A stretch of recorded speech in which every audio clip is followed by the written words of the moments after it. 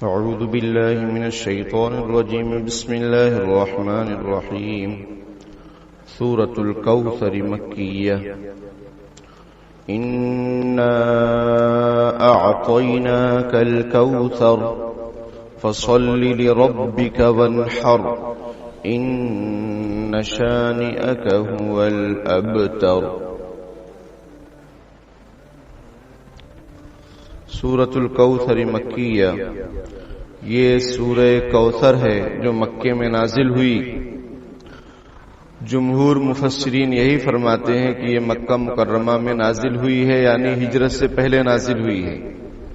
لیکن حضرت انس رضی اللہ تعالی عنہ جو نبی اکرم صلی اللہ علیہ وسلم کے خادم خاص ہیں اور مدینے کے زمانے میں انہوں نے خدمت کی 10 سال، وہ فرماتے ہیں کہ یہ مدینے میں نازل ہوئی ہے.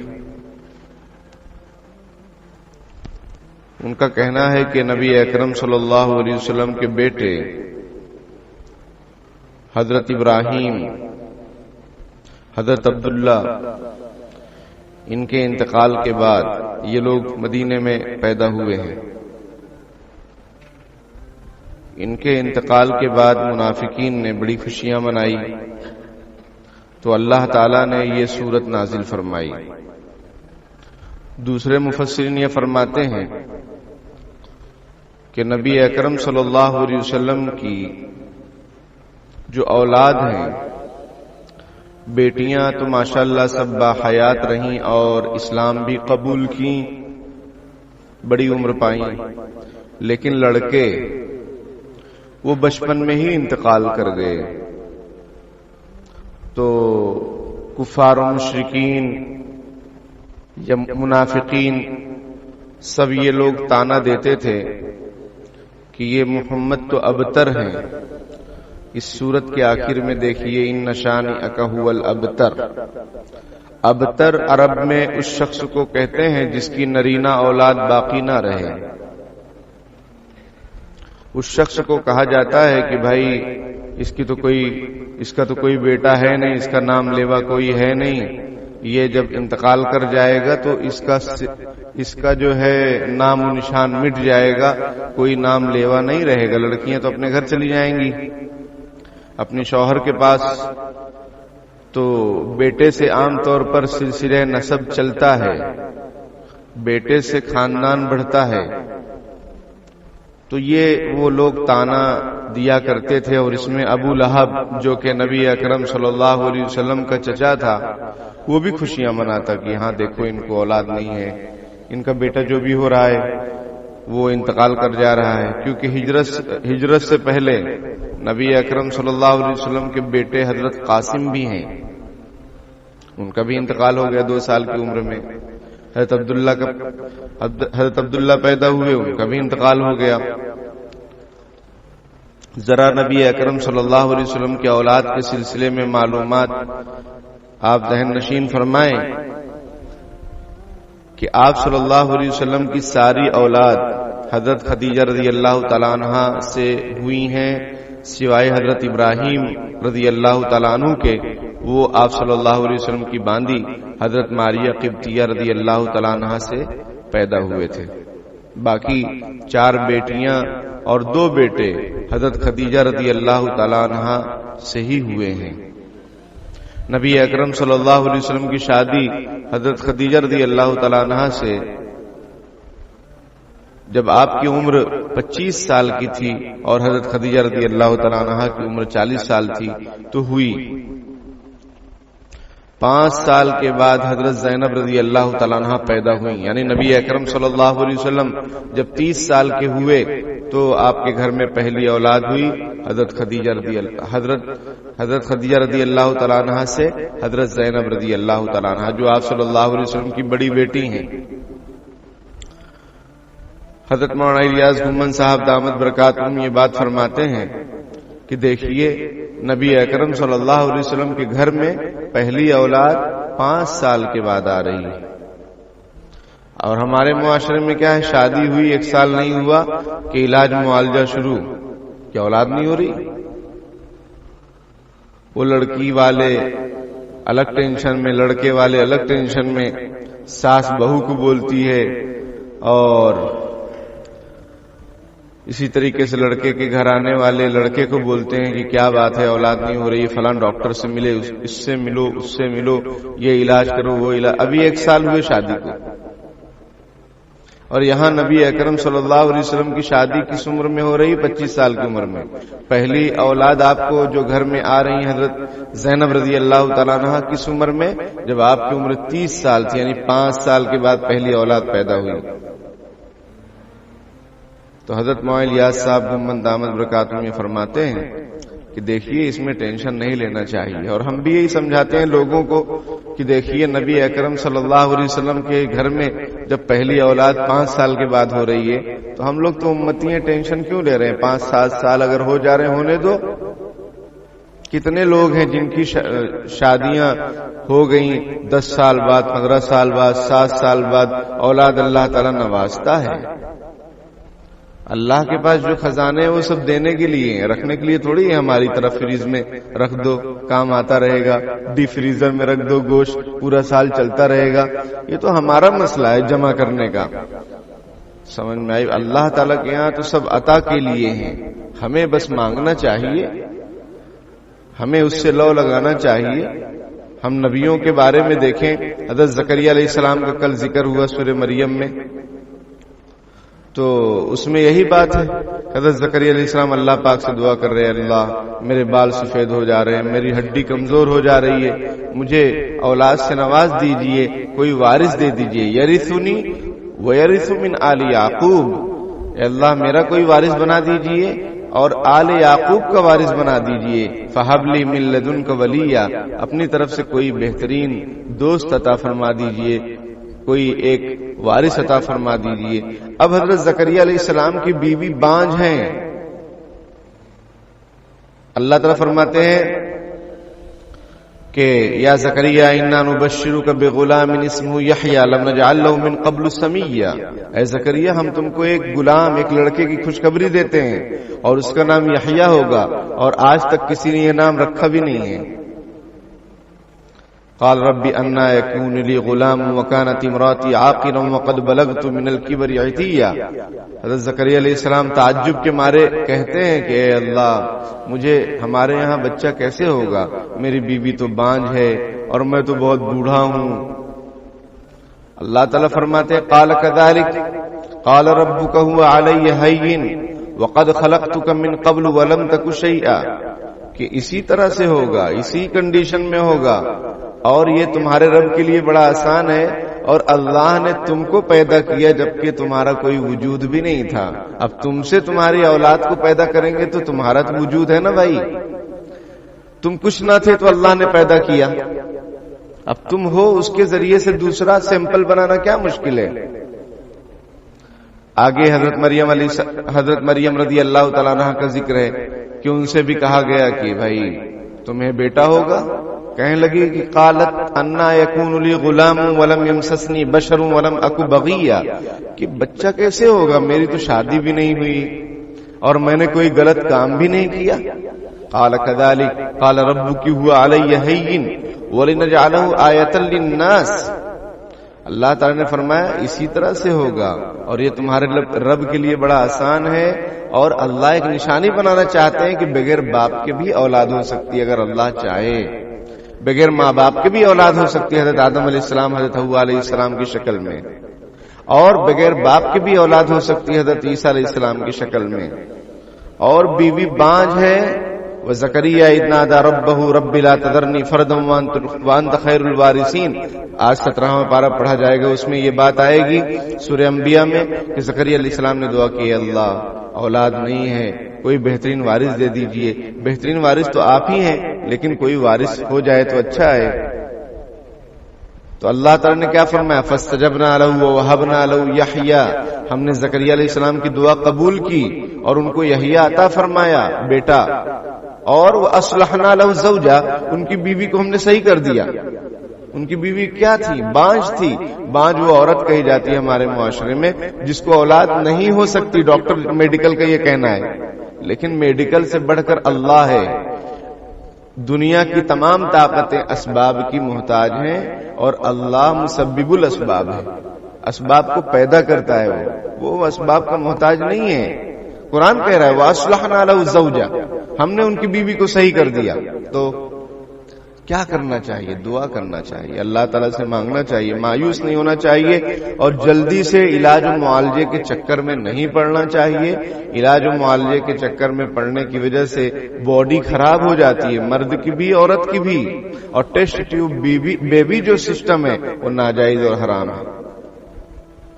اس کے چکر میں نہ پڑ جائیں کہ یہ اس طرح سے بھی جو ہے اولاد ہو سکتی ہے، وہ ناجائز ہے، غیر فطری طریقہ ہے۔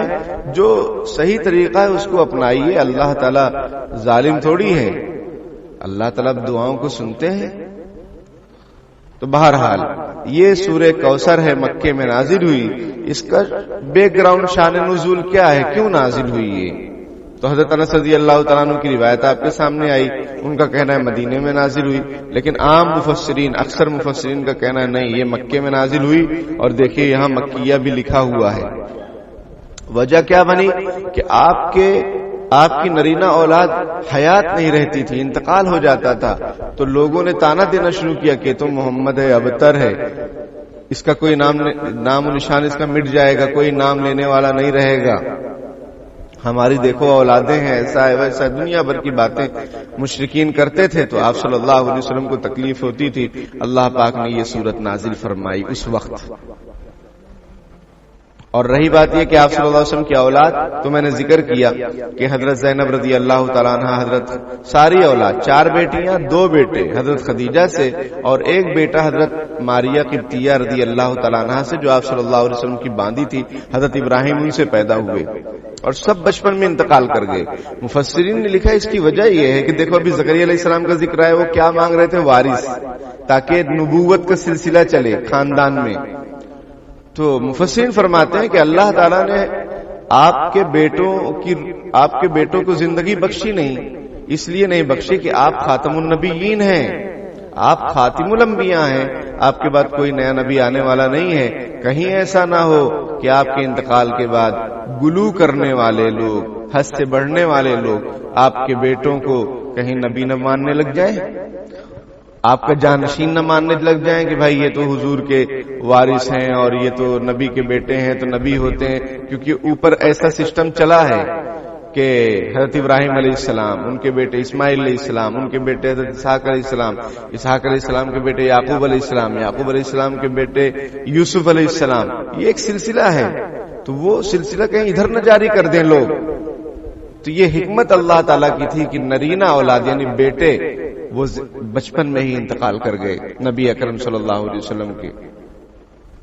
بلکہ حضرت ابراہیم رضی اللہ تعالیٰ عنہ کے بارے میں ہے کہ بڑے ہو گئے تھے، سواری پر سوار ہو سکتے تھے، تو انتقال ہوا ان کا مدینے میں۔ تو جب ان کو نبی اکرم صلی اللہ علیہ وسلم دفنا رہے تھے تو آپ کی آنکھوں سے آنسو جاری تھے۔ تو حضرت عبد الرحمن بن عوف رضی اللہ تعالیٰ عنہ نے پوچھا، اللہ کے رسول آپ رو رہے ہیں؟ جیسے ہم لوگ سمجھتے ہیں کہ بھائی اگر کسی کے گھر میں کچھ حادثہ ہو رہا ہے تو وہ روئے نہیں، صبر کرے۔ صبر کا مطلب ہم لوگ یہ سمجھتے ہیں کہ آنسو نہیں گرنا چاہیے، یہ جہالت ہے، اور کسی کو روکنا بھی نہیں چاہیے۔ اگر کوئی خاتون رو رہی ہیں، مرد رو رہے ہیں تو ان کو روکو مت، کرے صبر کرو صبر کرو، عجیب بات ہے بھائی۔ صبر، رونا صبر کے خلاف نہیں ہے، ورنہ حضور کیوں روتے؟ آپ صلی اللہ علیہ وسلم فرمایا کہ والقلب يحزن والعين تدمع وإنا بفراقك يا ابراہیم لمحزونون، کہ دل غم کرتا ہے، آنکھیں آنسو بہاتی ہیں، اور ابراہیم کی جدائیگی میں ہم بہت غمگین ہیں، لیکن ہم وہی بات اپنی زبان سے نکالیں گے جس سے اللہ خوش ہو، ایسی کوئی بات اپنی زبان سے نہیں نکالیں گے جس سے اللہ ناراض ہو۔ یہ آپ صلی اللہ علیہ وسلم نے فرمایا۔ تو اگر کوئی حادثہ گھر میں، اللہ تعالیٰ سب حفاظت فرمائے، لیکن کچھ ہوتا ہے تو اگر کوئی رو رہا ہے تو یہ رونا صبر کے خلاف نہیں ہے، یہ دل کی نرمی ہے، یہ محبت ہے بھائی۔ وہ ظاہر ہو رہی آنسوؤں کے ذریعے سے، کسی کو روکنا، رے رو مت رو مت، یہ عجیب جہالت ہے۔ ہم کبھی نہیں کسی کو روکتے کہ رو مت، ہم یہ کہتے ہیں اگر خواتین ہیں آواز سے نہ روئیں، کیونکہ ان کی آواز کا بھی پردے کا لحاظ کیا گیا ہے، وہ ضبط کریں۔ ہاں اگر بے اختیاری طور پر، غیر اختیاری طور پر آواز نکل گئی تو پکڑ نہیں ہے، لیکن ایسے ہی زور زور سے رونا تو پھر عورتوں کے لیے جائز نہیں ہے۔ رونا منع نہیں ہے، رونا منع نہیں ہے۔ تو حضرت ابراہیم اسی طریقے سے آپ صلی اللہ علیہ وسلم کے 4 بیٹے، 4 بیٹیاں اور 3 بیٹے۔ 4 بیٹیاں کون سی؟ حضرت زینب، وہ کتنے سال بعد پیدا ہوئی ہجرت؟ یہ نبی اکرم صلی اللہ علیہ وسلم سے جب شادی ہوئی حضرت خدیجہ سے 5 سال بعد۔ پھر 3 سال بعد دوسری بیٹی حضرت رقیہ رضی اللہ تعالیٰ عنہا پیدا ہوئی۔ حضرت زینب کی شادی ہوئی ابو العاص بن ربیع رضی اللہ تعالیٰ عنہ سے، جو حضرت زینب رضی اللہ تعالیٰ عنہا کے خالہ زاد بھائی تھے۔ سمجھ میں آئی بات؟ یعنی حضرت خدیجہ کے بھانجے سے شادی ہوئی، وہ بعد میں اسلام قبول کیے، اور پھر ہجرت بھی حضرت زینب نے کرنی چاہی مکے سے مدینے کی طرف۔ تو مشرکین کو معلوم ہوا کہ یہ حضور کی بیٹی ہے اور ہجرت کر رہی ہے، تو انہوں نے جو ہودج میں وہ بیٹھی تھی اونٹ کے اوپر، مشرکین نے حملہ کیا اور وہ گر گئیں، اور وہ امید سے تھی، حمل سے تھی۔ حضرت زینب رضی اللہ تعالیٰ عنہ حمل ضائع ہو گیا، بیمار ہو گئیں، مدینہ آئیں، کچھ دن رہیں، انتقال ہو گیا۔ اور پھر حضرت رقیہ ہیں، رقیہ اس کے بعد حضرت ام کلثوم، یہ آپ صلی اللہ علیہ وسلم کی بیٹیاں ہیں۔ ان دونوں کی شادی ابو لہب کے 2 بیٹے عتبہ اور عتیبہ سے ہوئی تھی، نکاح ہوا تھا، صرف رخصتی نہیں ہوئی تھی۔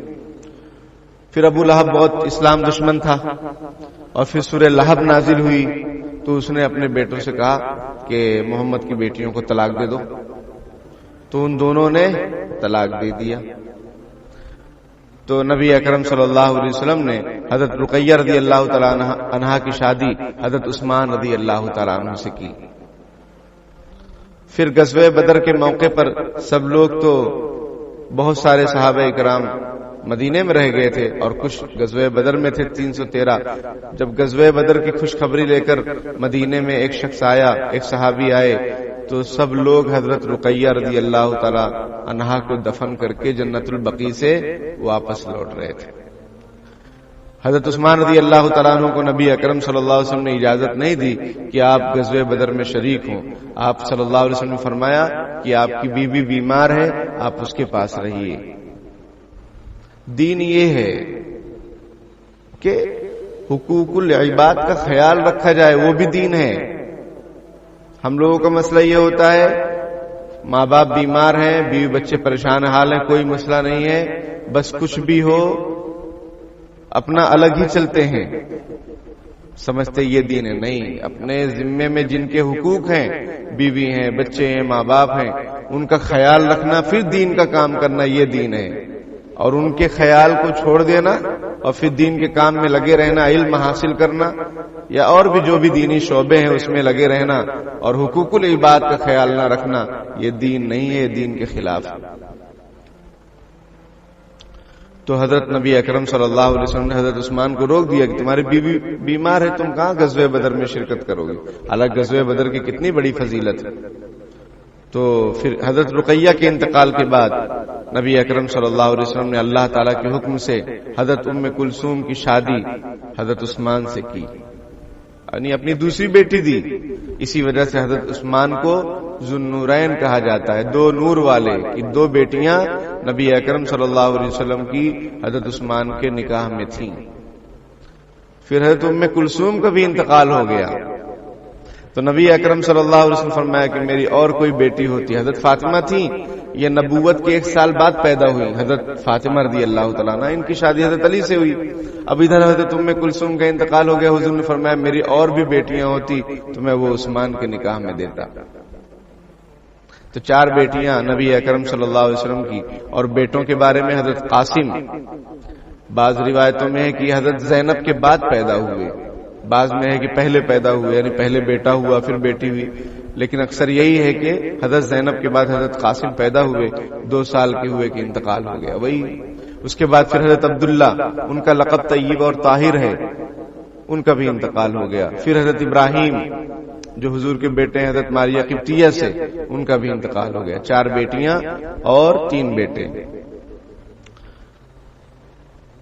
یہ اس کا شان نزول ہے، بیک گراؤنڈ ہے سورہ کوثر کا، کہ جو مشرکین تانا دیتے تھے کہ ان کی تو سب نرینہ اولاد انتقال کر گئے، ان کا نام و نشان نہیں رہے گا، حالانکہ نام و نشان آج تک باقی ہے، قیامت تک باقی رہے گا نبی اکرم صلی اللہ علیہ وسلم کا.